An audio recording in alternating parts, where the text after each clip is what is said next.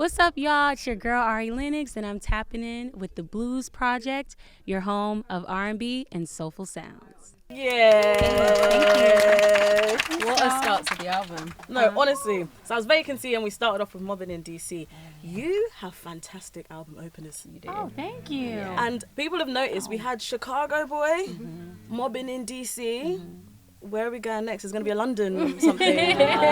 Hopefully so. Y'all have some beautiful people here. So, we'll see. But tell us about how Mobbing in DC came to be and why that felt like the right opening for Wow. Vacancy. I was in the studio with my executive producer, Elite, and yeah, he's great. And yeah, he just played this fire beat that he had, I think, for a while. And immediately I was like, yep.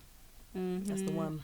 Yeah, I had like a lot of melodies and energy for it, and it just naturally came out very well. Yeah, and then I had an experience where I was really liking this guy who I was crashing out on Instagram one of the 100 times that I've done that, and this guy hit me up, and I was like, interesting, like. He was all fine and stuff, and had a nice job, and So that'll do. Yeah, right. And like, I'm like, you want to hit me up right now, like while I look a mess online, like, and I'm being embarrassing. Like, I thought that was so hot, you know. So, like, oh, okay, twin flame. But nah, yeah. So he inspired that record. It didn't go nowhere, but he inspired that, 'cause. What a nice guy to not be so judgy about what was going on. I love people like that. You know, they can see past the moment or whatever. So We need more of that. you know, I feel like that Mobbing in DC into Vacancy feels very intentional. Like oh yeah, the vibe change and like the bass comes in. yeah. It's almost like visual, almost paints a picture. Yeah. What was your thinking behind that sequencing? Well, it's like, don't get it twisted. Like, I am soul. That's my favorite. You know, that's my foundation. So I wanted to, you know, make it clear within the first record, like, hold your horses here. Like, you know, you're going to get a lot of different sounds from me, and it's going to be okay. Just join me on this ride patiently, and you will be pleased. Such a fun song. Thank Such you. a really fun. It really sounds like you were having a great time making that one. What was the session like? Yeah, it was great. It was great. I was in the studio with a producer named Jacket and incredible singer-songwriter named Blue, and some folks from the label, Kate and Alyssa, were there. And yeah, I was in there. It's this production is under the production company of Tommy Brown. He's phenomenal. And yeah, I just was inspired by another situation that didn't go nowhere, but and yeah, that's how Twin Flame happened. But we got great music out of it, so it was worth it. Thank you. I like to turn a lot of negatives into positives. That's life, isn't it? We actually must. We must. Right? Y'all look so beautiful, by the way. So do you. So fly. Hello. Yeah, thank you. Thank But you. Wow. Yeah. Oh, you're so sweet. Thank you. So next we're going to get into a collaboration that is juicy, but we really didn't see coming. I think on the Really? track list, I didn't see that one coming. You changed my How life. did you collaborate with Buju Banton? How did that come about? Well, I think the universe, God, had looked out for me. I told one of my managers, Justin, that I didn't feel like the album was finished, and we booked some sessions in Florida with Super Dupes and The Genius and this songwriter called Lunch and another singer-songwriter, Pink Sweats. And we got in there, and yeah, we just made this beautiful record. And then Buju, I think we FaceTimed him, and he loved it, and he got on it. But we've been cool for a while because I love Bonafide Love, and I've always posting that on my stories and posts and stuff. And so he's always shown love because I'm such a fan. So I think it was natural for it to all happen, and he's just always been like rooting for me through all of it, the ebbs and flows. So I love him. He's great. you mentioned like it felt so natural. I feel like a lot of your collaborations feel natural. Like you're great at collaborating. You always have great collaborations. But I want to know, given a wish list of anyone, who are your dream collaborators? Wow, dream collaborator. Dream. Dream it. Right. Dream it. This might make no sense, but Christian Nodal. He's a really amazing Mexican artist, and he has beautiful music. And I don't speak a lick of Spanish, but like I would learn Right. for him in an hour for him. I would learn it all.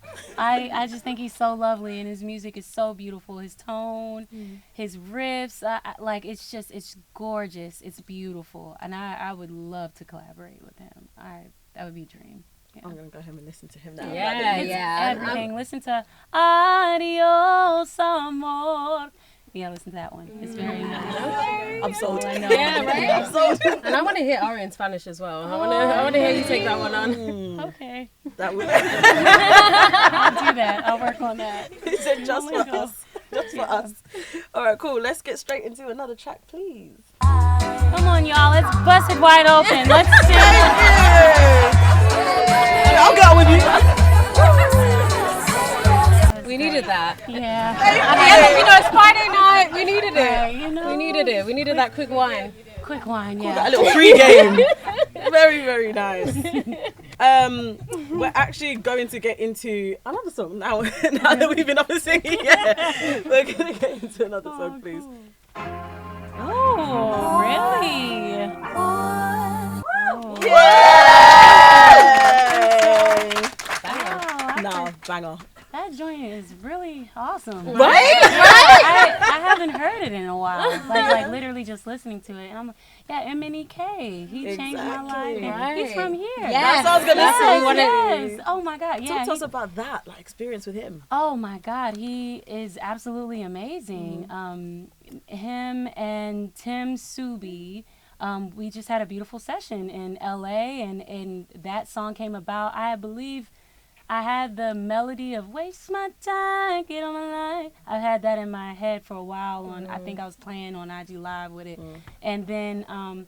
But yeah, they took it to a whole nother level, and then MNEK is an excellent songwriter and was breezing through with it. Yeah, so yeah, I love that record so much. I'm cracking up because it's almost like you didn't remember how great it was. And I feel so bad because I shaded the hell out of my second album. Okay. Because I gave it. I know. I feel bad. I feel.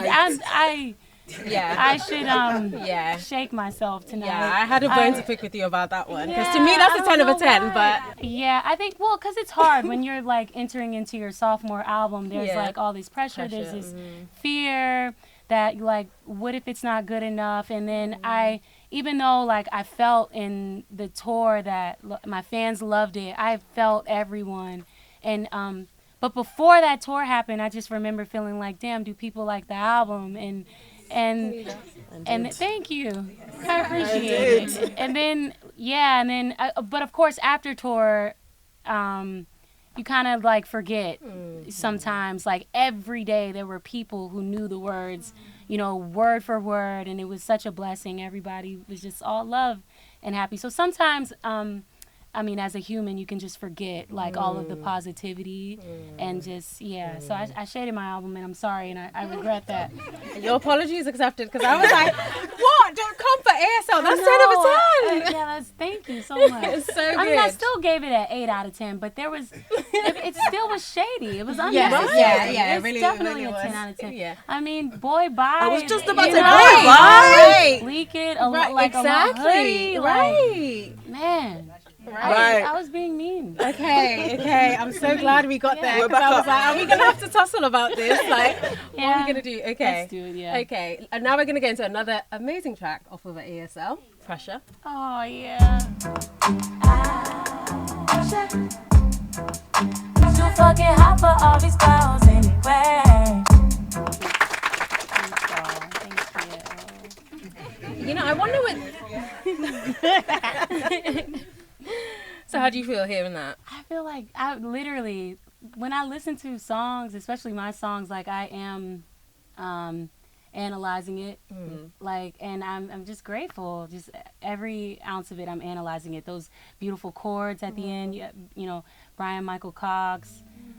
Just how lucky I am to have been in that session, because it's magic that happens, and it's just like, what if you didn't want to go to the studio that day, or you know, it would have never happened. Right. It's a blessing. Just even how it's started off with Jonta Austin and how he created the chorus and how beautiful that was, and then how Jalen Jossie, an amazing singer and songwriter, finished those verses effortlessly and beautifully, and listening to myself singing it but remembering her original reference. So that's what's playing in my head, and like how she sang it down in one take. And I attempted to do it, and I failed miserably because I was drunk as hell. And so I had to go home and think about what I did. For 3 days, I was like, I'm going to be sober, bitch. I'm going to be sober. And then I went to the studio, and then I did it. And so, but yeah, I had to get sober. Yeah. We got that. Real bad, yeah. Yeah, no, but it's so great. I wonder if maybe because I feel like your debut album, yes, you establish yourself as like soul, right? But I feel like in ASL you got further in that bag. And I wonder if maybe it's that, like, I really do think that. I think that maybe you think I got further into soul? Feel that in way. ASL? Thank you. I do feel that way. I think at least for me, I felt like you needed a particular ear for like more subtle soulful music to really enjoy ASL. And I feel like if you have that ear, you love it. You know, it's like you're wherever I can get more of this, I want it. Yeah. Whereas like of it, Shea Butter Baby, love it. Also incredible album. But I just feel like there's a lot of like letting the song do its thing on ASL, where it's like the songwriting is really strong, and it just, and for me that's what I get when I listen to it. Like, so I love it. But I really appreciate that. No, I really for real. do. That means a lot to me, because yeah, I just, it was so soulful, and I was so leaning into the soul, and for the longest I've been having a hard time trying to understand,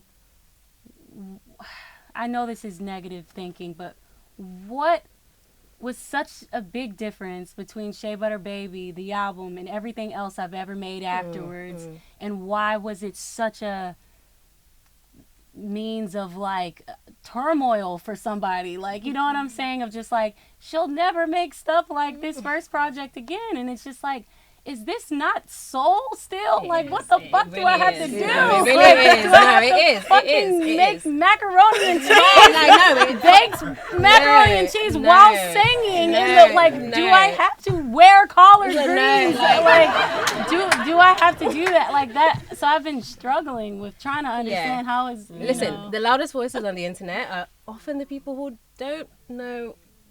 You know, but the girls who get it and the guys who get it, they get it. I appreciate that. They're the ones at the shows. They, you know, like, Yeah. I think that, you know, it was for who it was for, and those people are absolutely in love with it. So Thank you. I really received that. That's no, gonna help me. Thank you so much. But like, remember what I said about great collaborations and how natural it is, and that chemistry. You and Summer have great musical chemistry. What's it like when you get together and you're like making music? I mean, it's a dream. A lot of, well, both of the songs we made, we've recorded away from each other. But it was like we were in the studio together.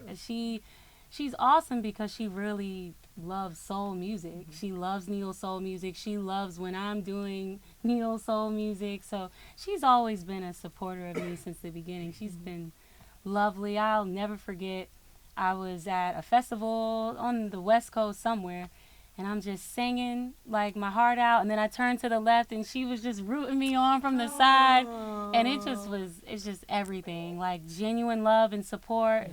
She is a real one, for real. Real sisterhood. That's cute. Yeah, she's lovely. So it means the world that, you know, she took time out of her like life to not only get on Queen Space with me, but to ask me to be on her song Unloyal. Like me, you want me on this?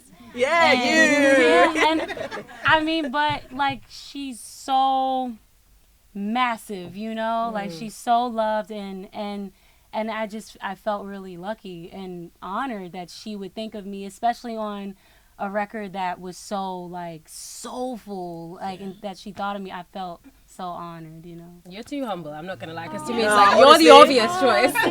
You're the obvious choice. But Thank you. Shea Butter Baby was such a major moment in your career. Oh my God. Did you see that coming? Did when you made it, did you know I have a major tune on my hands? Like, or like how was that whole time for you? Did it come out of nowhere for you, or did you see it coming? Yeah, hell no. I didn't see that coming at all. I didn't know. I had no idea. I don't think I started realizing how impactful Shea Butter Baby, the album, was until, I don't know, probably within the last like year or so. Like, I'm just like, oh wow, this was like, y'all are not playing about this album. Like, y'all are beating me up over it, actually. And like, but as I'm listening to the song, I'm just like, wow, I this really was a moment, and it was a space where it was wide open, like sounding like that over a beat like that, and then how amazing Elite is, production-wise, and of course he's an amazing friend, but that beat, and it was just the dynamics of the beat, like how I was just listening to the outro, like how, you know, the drums breathe for a minute and then he brings back, I think they're called Rhodes or something, like just how tastefully done it was, and then how lucky I am that Cole would get on it and just change my life forever, you know. Yeah, I'm just sitting there listening to it and amazed, like, wow, because I just was drunk and like and having a lot of fun. And just not really in the present at all, like with it, kind of just going like do like with the flow, and not realizing all the magic and energy that was coming together. And it's a blessing, and I'm happy it's out there. It's a song that changed my life forever. It skyrocketed me. Yeah. No, it's a hit. I'm grateful for it. It is a hit. And just Thank you. that album, I think I've heard you say before, that's where you felt like you kind of found your voice. But I want to know, in what way would you say you found your voice? Are we talking like melodies or boundaries, just you as a person? What voice did you find? Yeah, boundaries, because they were trying to, no shade to Dreamville, I love them, but they were trying to keep me from putting FaceTime on the album. I said, what? Yeah. What? Yeah. And they were trying to get me to, well, no, this could be bad to say, but man, fuck it. New apartment. They were like, they were saying, they think the beat should change a little bit completely, and I was like, no, like absolutely not. Like, it's phenomenal, it's perfect. Like, and whatever. Sometimes I feel like we're all guilty of this. Sometimes, like where we think we need to keep adding more to something, but sometimes it is perfectly fine just the way it is. Leave it alone. Like, you know, and there's a reason why I heard melody when I heard the instrumental. There's a reason why the words came the way that they did. So. I don't know where I was going with all that. You found your voice, you found your boundaries, you were able to say, keep these songs, we're gonna... And then I think just, I'm so grateful for Dreamville, because Cole had this house called The Shelter, and it was an amazing, magical place. It was a time, like, it was a time, and I don't even know how to describe this time, just unlike any other, just magical, very spiritual, because the records that were made during that time were just coming out, like, without even realizing, like songs like Static, but BMO, just Omen's like, I have this beat, and we're at a table, and I'm like, okay, let's hear it. And then all of a sudden, like, that's me typing, like, and like the words just coming out like so easily. And then I'm so proud, because like, I'm like, this is my big one. Like, I felt it. I felt that with BMO for sure. Like, this is fun. This is exciting. And yeah, I'm just grateful. And just Omen and Ron Gilmore changed my life. And I'm so grateful for Cole and that house. I'm so grateful. So much magic Spiritual. was made there. Yeah, for Well, real, spiritual, let's beautiful times. Let's feel some of that magic that came out. Let's play the next song. Hey.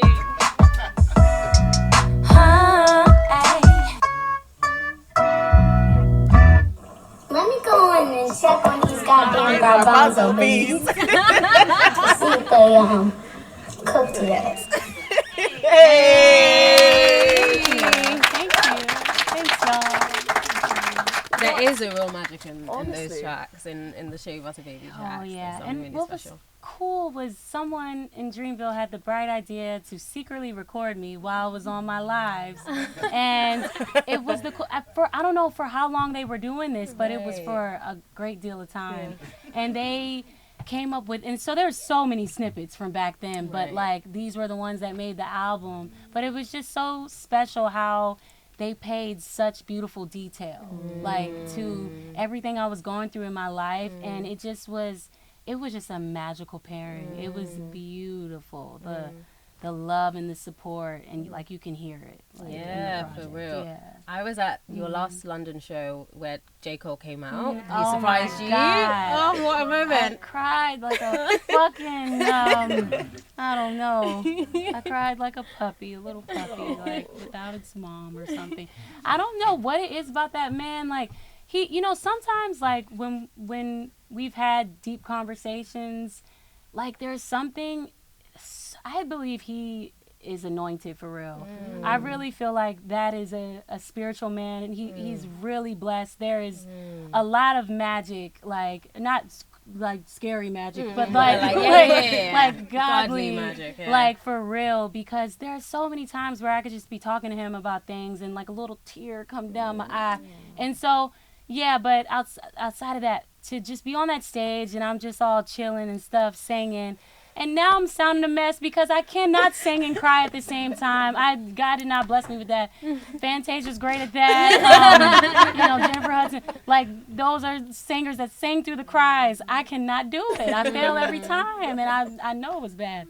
I know I sounded a mess. But it was an incredible moment. thank you. It really was. It was everything to know that he took time out of his schedule to come across the pond, like all the way across the ocean for me, for my show. And I literally asked, for me, like, really? And they were like, yeah. I was so emotional to find that out. And the eerie thing about that is I was texting him that day, and it was random because I didn't text him all the time or anything, but it was random. I was like, hey, how are you doing? So I think I might be a little clairvoyant. Because I was just like, hey, how you doing? And then to see that he surprised me that night at the show was just unreal. Like, he was worried that I might have knew or something. Oh, wow. I didn't know. Completely shocked. You felt the And- energy. Yeah, isn't that felt weird? it. That's what I'm saying. There's something in him. It's spiritual. It's Right. really special. Yeah. Aw, I love that. I love Absolutely that. beautiful. Let's get into some of the questions Okay. people sent in. Okay. Right, we're going to read out the question, and the person who asked it is going to be in the room. Okay. Cool. And you can wave if you want to, so that Ari knows that she That's who is. you are. Alright. So, question from Samuel. Samuel. Samuel, do you want to identify yourself? Samuel. No? Oh. Fez. No, Fez. If your music was a dish, what would it be and why? Samuel's a chef, that's why. Oh, it's Oh. lovely. Yams. It would just be soulful yams, because sweet, and my skin is all cinnamon and but yeah, without the sweetness, it's a little bitter. Yeah. Yes. Okay. Devon. Hi, hello. You asked, when creating this album, Hi. did you feel pressure? Sorry. I'm so weird. I'm sorry. Oh, man. Okay. When creating this album, did you feel pressure that it had to be as great as, and you kind of touched on it, if not better than your previous projects? I did. I like the competitive nature in me definitely switched on, because I did see, I did start feeling like a loser. I can't front. I started feeling like a loser, And I just was like, you know what? Y'all ain't finna play with me. Y'all ain't finna play with me. I'm gonna dig a little deeper, okay? And I'm gonna make some more soul songs. I'm gonna make more pop-leaning songs. I'm gonna follow my heart. I'm gonna trust my intuition that the album is not finished yet. And I'm so glad I took my time. And yeah, this was, I changed the album like 3 times. So yeah, that's how adamant I was about, let me remind people I'm not playing. I am a soul artist. I love soul music. So yeah, I had so much to prove with this one. And now I can finally exhale, because it was stressful, you know, because you want to experiment, you know, and sometimes it doesn't feel safe or welcomed all the time, you know. So I'm happy to know now I'm going to keep experimenting and not being afraid, but also remind people, like, I'm not going to give up, like, where, like, on the foundation of, like, who I am, you know. So, yeah. I hope that answered. Okay, cool. Then a question from Honor. I hope I'm saying that correctly. There she is. Hi. How are you? So it was, are there any other creative mediums you would like to pursue, like acting, fashion, visual art, any? Oh, yeah. Acting probably, and stripping. Really? No, no, just kidding. You are very theatrical. Did you? Thank you. Yeah, like I can definitely see you acting. Did you ever do any? I did some skits for this album, and in like high school I did a few plays and things like that, but nothing beyond those. I auditioned for Sinners. It didn't go nowhere, but it was cool. Which role? Which role? The beautiful chocolate woman who was all dancing. Pauline. Yeah. You would have been so good at that. But I don't believe I would have been able to dance like that at all. She killed it, and I'm gonna take some dance lessons though to prepare for the next one. All right, cool. Next question is from Kojo. Are you in the room? Oh. Hi. Hey. Your question is: your music has always felt emotionally honest and vulnerable. Looking back at Shea Butter Baby and where you are now, how has your relationship with vulnerability changed as a woman and as an artist? It's a great question. One more time. Sorry. Let me get it right. Okay, your music has always felt emotionally honest and vulnerable. Looking back at Shea Butter Baby and where you are now, how has your relationship with vulnerability changed as a woman and as an artist? You know, it hasn't changed much, I'll tell you that. I feel I could go a lot deeper, and honestly, I'm ready for that more than ever before. I think I've said everything I could ever say about sex and like ass shaking and stuff.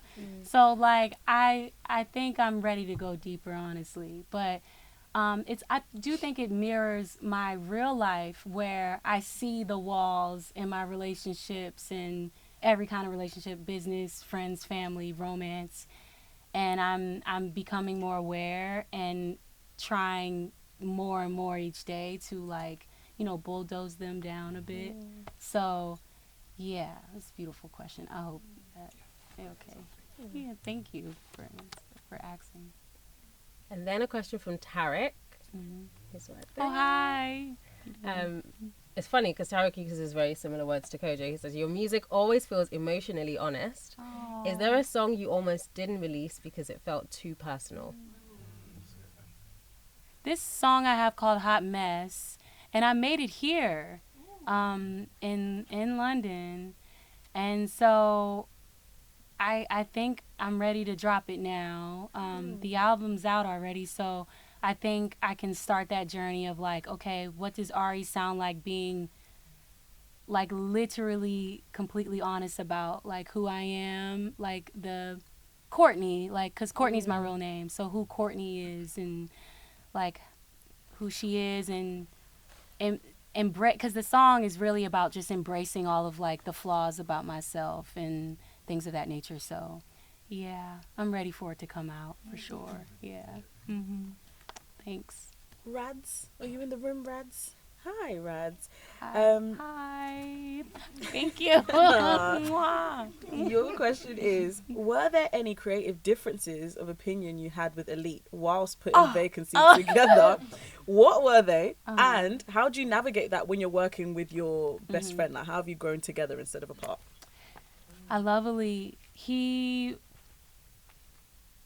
doesn't see all the negativity, okay? He is very sweet and positive. So, like, all this stuff that I take in from the internet, he's not seeing that. That's not where his brain is focused. He's a very optimistic, kind, genuine, like, just beautiful human being inside and out.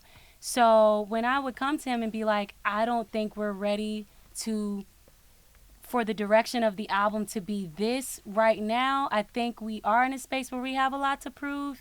That did stress him out a bit because we were almost done. The album they thought it was done. I didn't think it was done. But they felt it was done. But I was like, I don't think this is it. And I just kept thinking, like, the old intro of the album, I didn't feel it was strong enough. And he didn't understand it. And it's such a beautiful song, but it all makes sense now. It all makes sense. And so that was a tug of war that we had. But I learned to trust myself, and then he even learned to trust me because later that year we made Mobbin' in DC. And it would have never happened if I was just like, all right, the album's done. But I knew in my soul it wasn't. The crazy thing about the second half of last year, it's chilling, really. Twin Flame, Mobbin' in DC, High Key, Company were all made. Yes. Yeah, 4. Yeah, thank you. And yeah, did I say Mobbin' in DC? Yeah. Yeah, so, I mean, the idea of those records not making the project, you know, and Mobbin' in DC, as soon as it happened, me and Elite were like, intro. It was immediate, like an immediate understanding. And there were people, like, that did not understand it. But it's just like, if you know, you know, like, as a ARI, like, fan or supporter, like, that is me. Yeah. You know what I mean? That's how I start my projects. Yes. Get with it or... Right. So, right. Okay, question from Ellie. Hi. So I've been really held me down through many seasons of my life. I love how you balance vulnerability with such a confident delivery. Is there a song that echoes the same essence for you? One that's held you down over the years? Like a song that holds you down through hard, you know, different seasons, tough seasons, that kind of thing. Like my own song or just a song in general? No, just a song in general, I think. Oh, wow. Okay, a song in general. Over the years? Oh, damn. Just songs because it changes so much. Right. I love music and just all genres of it. So it just changes. But something that's on my heart right now is Angie Stone, Holding Back the Years cover. And I was introduced to it. I was introduced to it on while watching Love and Basketball, and that song just stuck with me. And I can hear that song now and just cry, or it's just a warm, soulful embrace. She's legendary. So, yeah, I would say that song just really makes me feel deeper feelings, makes me feel support when I feel crazy or something. Yeah, Angie Stone. But thank you for loving I've Been. Thank you. I appreciate that. Thank you. That's a great question. Loads of great questions. Honestly, so many great questions. I would love to keep going, but unfortunately, I think we probably would need to wrap it up there. Okay. But thank you so much. Like, was, I mean, as everyone said, like, your music means so much to everyone in this room, and honestly, thousands, maybe probably millions of people out there. Like, we love, like, your music means so much. Like, you are this generation's soul queen. Like, you are the go-to for that. And so thank you for doing that so consistently. 3 albums in. I look forward to what's next. And I will definitely be there screaming at Jazz Cafe Festival. Literally. I'm gonna bring it, I promise. Thank you. Thank you so much for having me, y'all. I appreciate it. Thanks. What's up, y'all? It's so good to be back in London, and I will be returning August 2nd for the Jazz Cafe Festival. So see you there. Love y'all. Mwah.